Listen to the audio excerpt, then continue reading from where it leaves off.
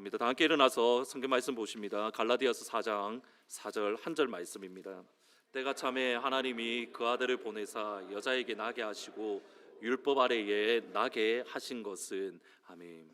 저를 포함해서 한국 사람들은 누군가를 처음 만날 때 가장 먼저 묻는 질문이 딱 이겁니다. 몇 살이십니까? 몇 년도에 태어나셨습니까?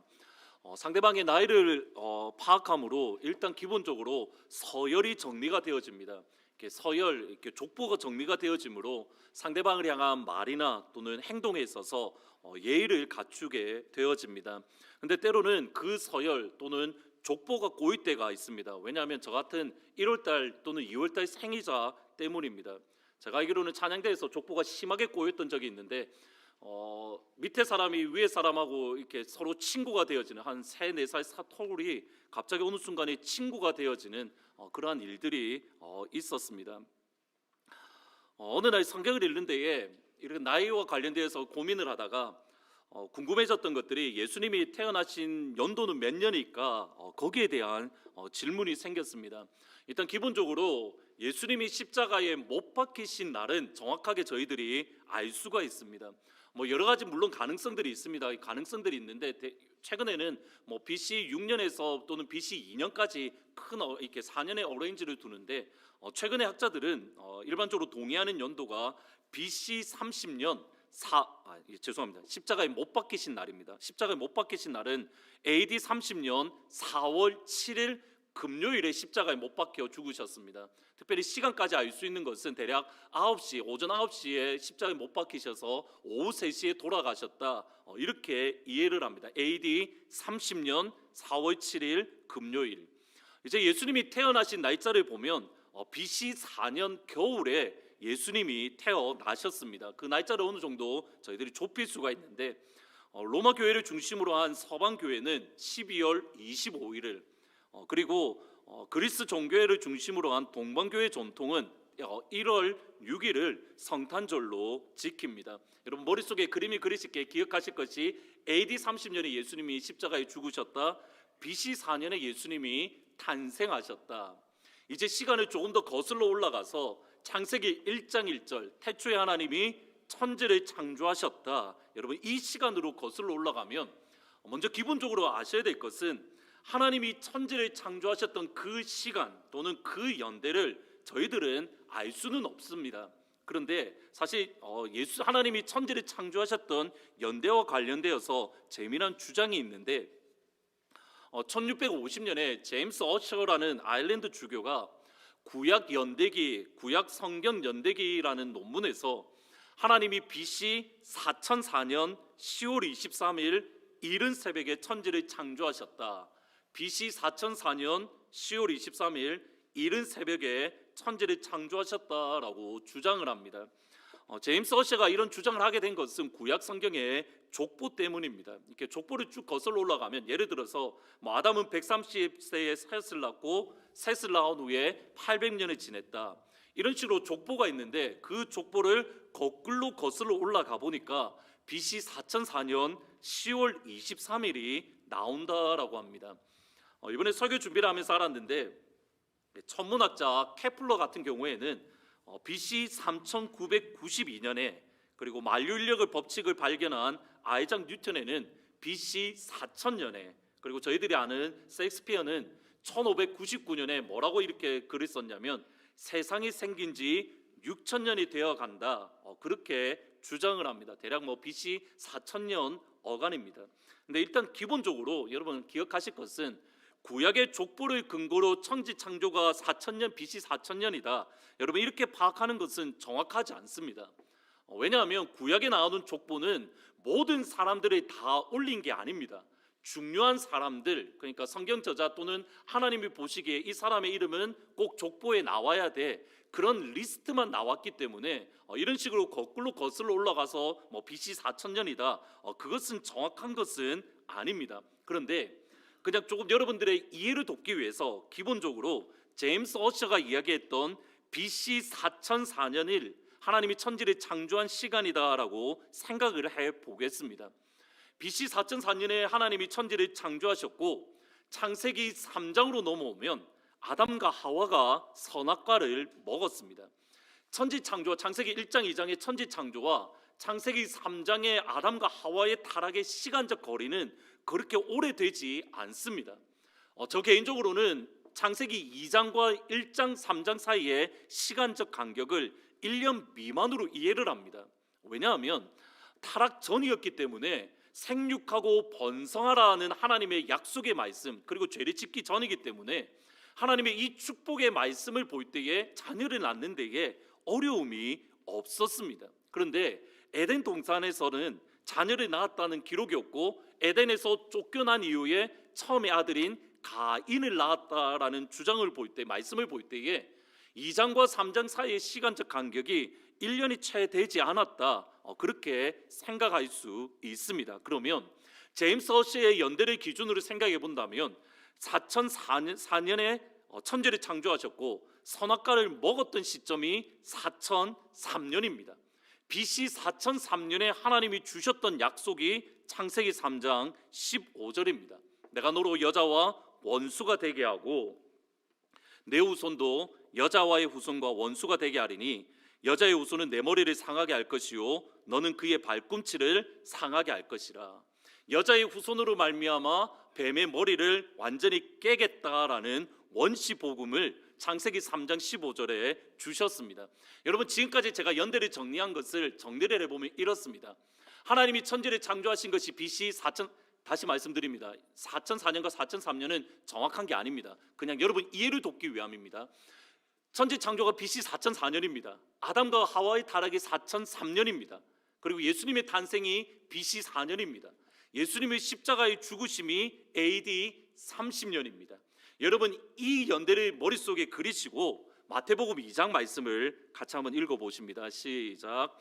이 모든 일이 된 것은 주께서 선지자로 하신 말씀을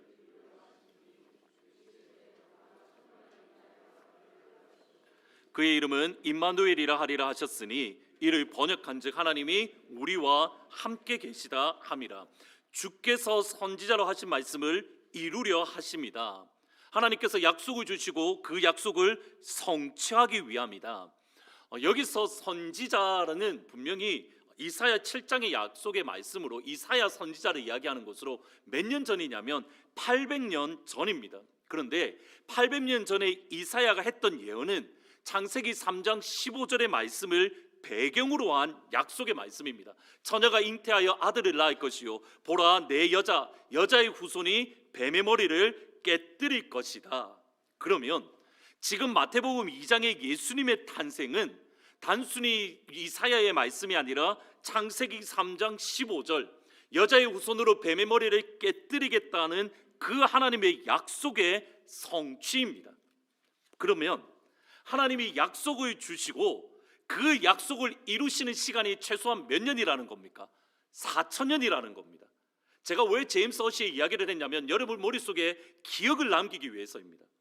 하나님이 아담과 하와에게 약속을 주셨던 것이 BC 4003년이고 그 약속을 이루시기 위해서 예수님을 보내신 것이 BC 3년입니다. 그 4년입니다. 그러면 4000년의 시간의 간격이 있다. 무슨 말이냐면 하나님은 결코 잊지 않으십니다. 우리는 잊어도 하나님은 잊지 않으십니다. 하나님이 약속하셨던 그 말씀, 하나님이 주셨던 약속은 반드시 이루어 주십니다. 왜냐하면 우리가 믿고 섬기는 하나님은 신실하신 하나님, 변함없는 하나님이시기 때문입니다. 그 하나님을 우리가 믿는다면 우리의 신앙의 자세는 하박국 2장 3절입니다. 같이 한번 하박국 2장 3절 읽어보십니다. 시작. 이 묵시는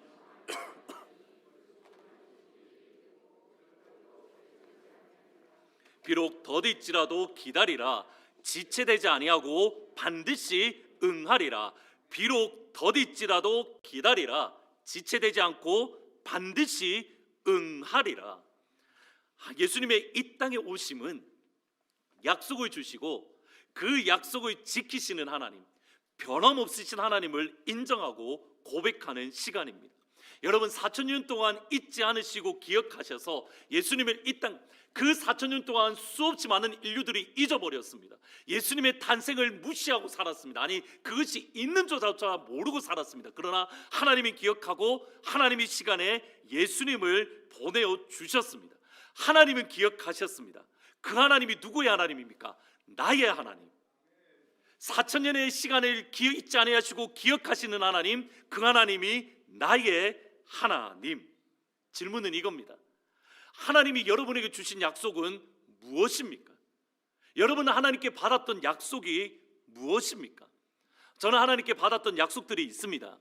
근데 그 약속들을 되돌아보면 참 하나님이 이렇게 어떻게 보면 장난꾸러기다라는 생각이 드는 게 약속을 주십니다.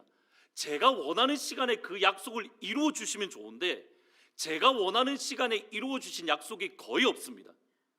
그런데 동시에 한 가지 더 고백할 수 있는 게 있습니다. 제가 원하는 시간에 이루어지진 않았는데 하나님이 주신 약속은 뒤돌아보니 모두 다 이루어져 있습니다. 지금 이 순간에도 하나님이 여전히 약속을 주셨습니다. 말씀을 주신 게 있습니다. 그런데 아직까지 이루어지지 않은 것이 있습니다. 오히려 상황은 점점점 반대로 갑니다. 그래서 하나님께서 이거 나에게 주신 약속이 맞나? 정말 하나님이 이것이 나에게 주신 은혜의 말씀일까? 의심될 때가 있습니다. 그러나 그 의심되는 순간에라도 제가 여전히 붙드는 것은 하나님의 말씀입니다. 말씀을 바라보니 그 하나님은 약속을 이루시는 하나님, 신실하신 하나님, 변함없으신 하나님. 갈라디아서 4장 4절 말씀, 때가 참에 하나님이 그 아들을 보내사 여자에게 나게 하시고 율법 아래 나게 하신 것은, 중요한 표현이 이겁니다. The fullness of time had come.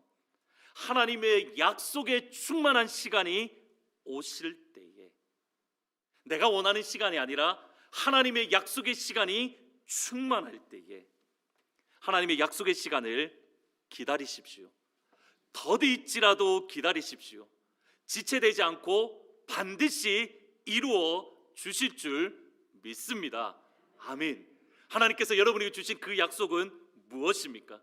그 약속을 이루기까지 하나님을 기다리시는 신실하신 하나님, 실수가 없으신 하나님, 좋으신 하나님을 믿으며 신뢰하며 오늘 하루 그 아들을 이 땅에 보내신 아버지의 사랑을 찬양하는 2022년 12월 25일 성탄절 주일이 되시기를 주의 이름으로 축원합니다. 아멘. 제일 은혜스럽지요.